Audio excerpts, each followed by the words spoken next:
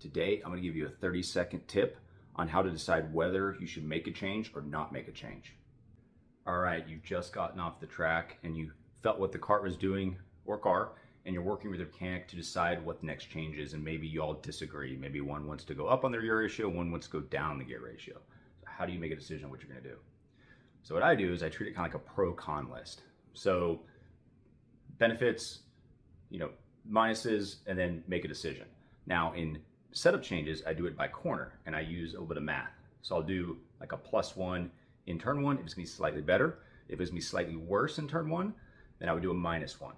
I only go up to about +2 because I don't want to influence one corner to influence too much.